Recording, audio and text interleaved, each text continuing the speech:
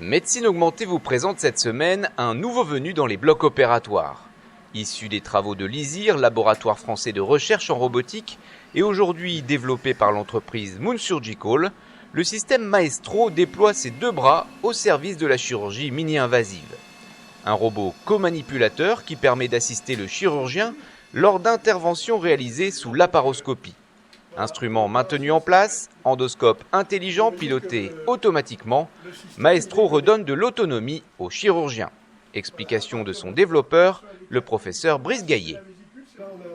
Au lieu de faire de la télémanipulation comme on entend dans les robots qu'on voit aujourd'hui, qui sont des télémanipulateurs, là c'est de la co-manipulation, c'est-à-dire que le chirurgien et le robot, tous les deux, touchent l'instrument. Et donc le robot sent tout ce que fait le chirurgien en permanence, outre le fait que pour Maestro, on a en plus rajouté un lidar qui permet d'avoir une vision de toute la salle d'opération et du personnel, du matériel. Tout est repérable, numérisable en salle d'opération, y compris bien sûr l'opération. On a voulu rendre l'autonomie au chirurgien, qui dépendait complètement de son assistant, notamment pour la vision. Il tient la tête du chirurgien puisqu'il tient la caméra.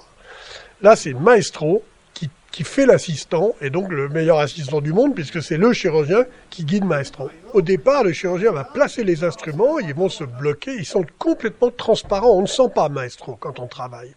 Il est transparent, le bras est transparent, il n'a pas de résistance. Et dès que vous décidez qu'il faut lâcher l'outil, il comprend que vous le lâchez, il le bloque, et la structure est stable. C'est évidemment pour la caméra, au début, et pour les rétracteurs. Donc l'assistant habituellement tient ces deux outils, caméra, rétracteur, c'est Maestro qui les tient.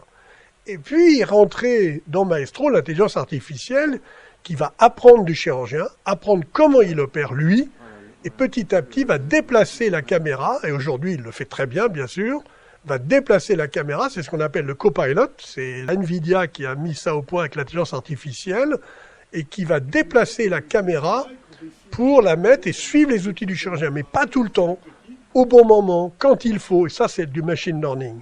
Moi j'appelle ça la mémoire autobiographique, puisqu'il va savoir l'opération, le chirurgien et le malade, puisque le malade ne sont pas tous les mêmes, il va apprendre, et en fonction de ces trois critères, il va vous aider de plus en plus. Plus vous l'utilisez, plus il vous aidera.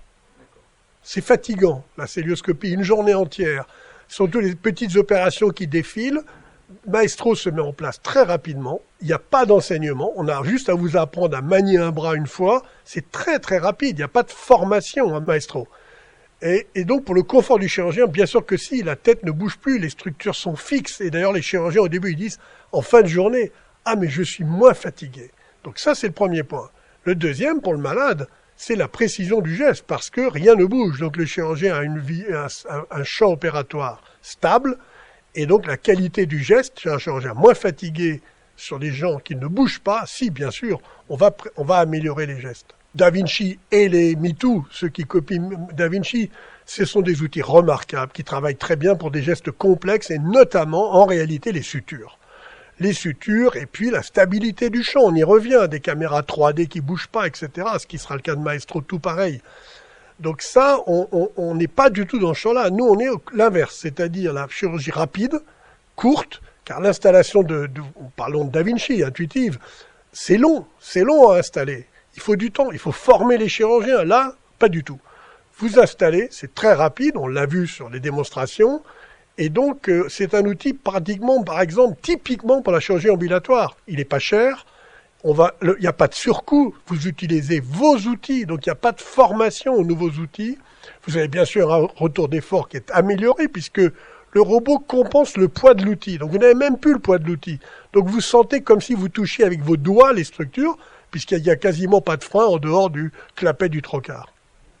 Nous avons une vraie expérience clinique aujourd'hui, puisque d'abord nous avons bien sûr testé sur des cadavres, sur des animaux, mais on a aujourd'hui 200 malades opérés en France sans aucun échec d'ailleurs, en l'occurrence. Ça c'est pour tester le modèle actuel avant de commercialiser et d'industrialiser.